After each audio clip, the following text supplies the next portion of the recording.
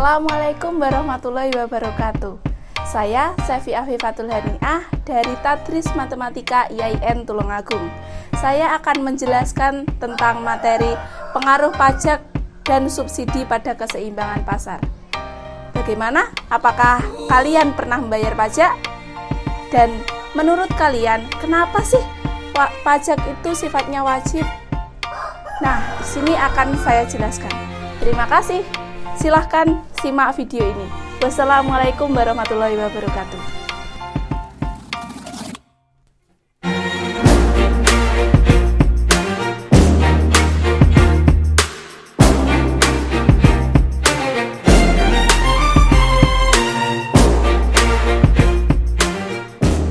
Nah, sekarang yang kita bahas yang pertama, pengaruh pajak pada keseimbangan pasar. Dan yang kedua, pengaruh subsidi pada keseimbangan pasar.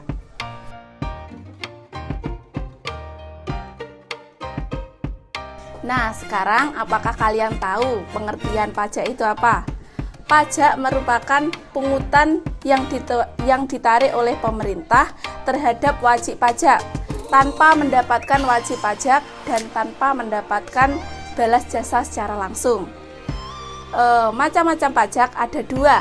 Yang pertama, pajak secara langsung dan yang kedua, pajak secara tidak langsung.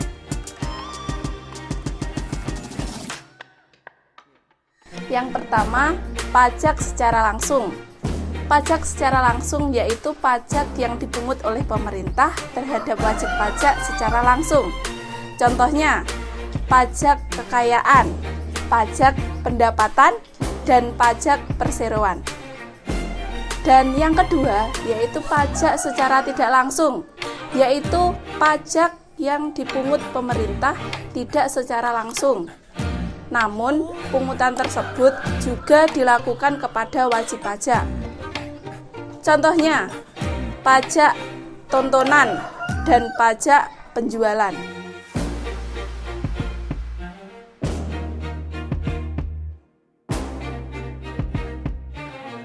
Pengaruh pajak terhadap keseimbangan pasar mengikuti asumsi-asumsi. Di sini ada 3 asumsi. Yang pertama, dalam pasar persaingan murni, permintaan konsumen hanya tergantung pada harga, sehingga fungsi permintaan tidak berubah. Yang kedua, produsen menyesuaikan kurva penawarannya untuk harga baru yang telah termasuk pajak yang dikenakan. Untuk yang ketiga, pajak dari T-unit yang dikenakan terhadap setiap unit dari jumlah yang dihasilkan.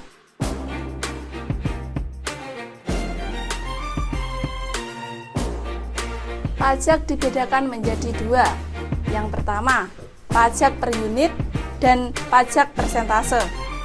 Pajak per unit tersebut ditentukan dalam jumlah uang yang tetap untuk setiap unit barang yang dihasilkan.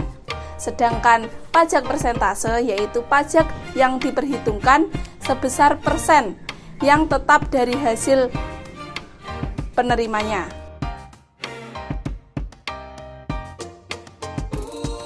Kurva pada pajak per unit disajikan seperti ini, sedangkan kurva pada pajak persentase itu seperti ini.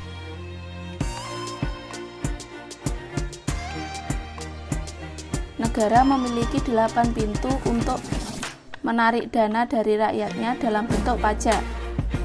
Dan 1 pintu tambahan lagi bukan pajak.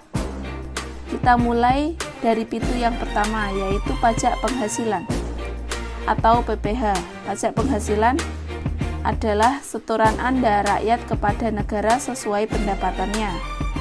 Pintu yang kedua adalah pajak pertambahan nilai atau PPN. Di dalamnya termasuk pajak barang mewah. PPN adalah setoran rakyat kepada negara ketika terjadi penyerahan antara barang atau jasa antara dua pihak. Besarnya PPN tergantung dari besarnya transaksi. Jika barang yang ditransaksikan termasuk barang mewah, maka selain PPN ada setoran ke negara yang disebut dengan pajak barang mewah. Oke, kita lanjut ke pintu yang ketiga, yaitu pajak bumi dan bangunan atau PBB. PBB adalah setoran rakyat kepada negara disebabkan memiliki hak dan mendapat manfaat atas bumi dan bangunan.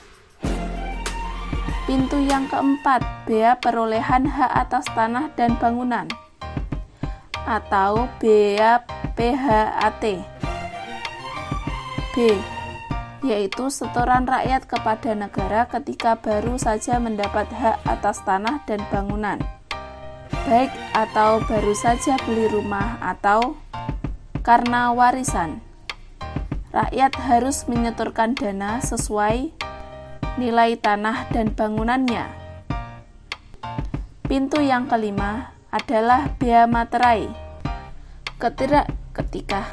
Ketika rakyat membuat surat perjanjian atau notaris atau surat yang menyebutkan jumlah uang di dalamnya dan berharap semua itu bisa diakui sebagai bukti di pengadilan, maka rakyat harus menyetorkan dana ke negara. Setoran tersebut bisa dititipkan kepada PT Pos dan sebagai buktinya PT Pos akan mengeluarkan materai baik dalam bentuk kertas atau kertas tempel. Kita sampai pada pintu yang keenam, yaitu kepabeanan. Ketika rakyat ingin membeli barang dari luar negeri atau impor, atau ingin menjual barang ke luar negeri atau ekspor, maka rakyat harus menyetorkan dana ke negara yang disebut dengan bea masuk atau bea keluar. Selanjutnya pintu yang ketujuh, yaitu cukai. Selain barang-barang yang telah kita sebutkan tadi, selanjutnya yaitu cukai, yaitu setoran tambahan rakyat kepada negara saat memproduksi atau impor barang tertentu. Contoh yang paling gampang adalah rokok.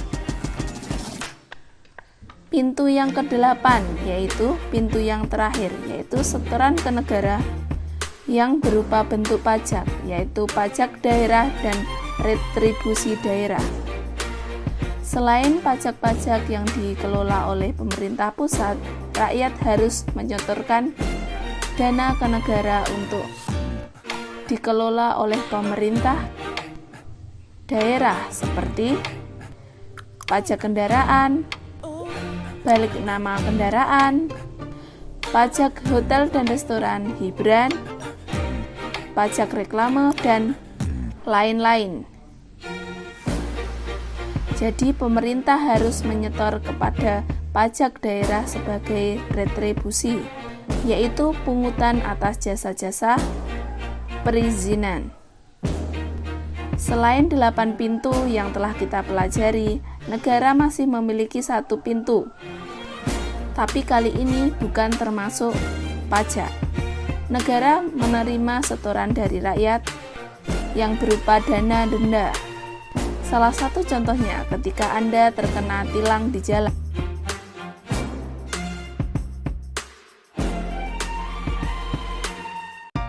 Untuk selanjutnya yaitu pengaruh subsidi pada keseimbangan pasar. Subsidi diberikan kepada produsen agar penawar tidak memberikan harga yang tinggi, jadi subsidi diberikan misalnya pada penjualan bahan-bahan pokok.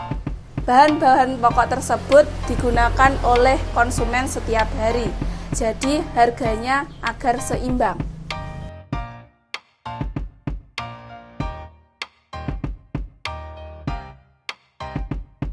Dengan adanya subsidi, fungsi penawaran akan menurun dan fungsi permintaan akan tetap. Jadi, seperti ini kurva pada subsidi.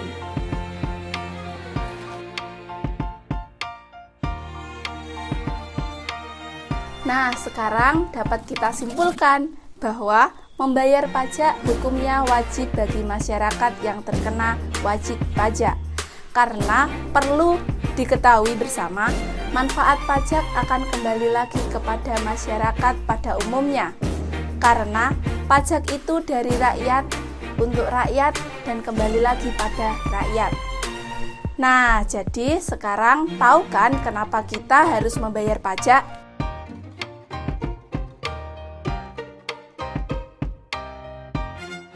Sekian dari saya, semoga video ini dapat bermanfaat bagi kita semua, terutama bagi orang yang membayar pajak.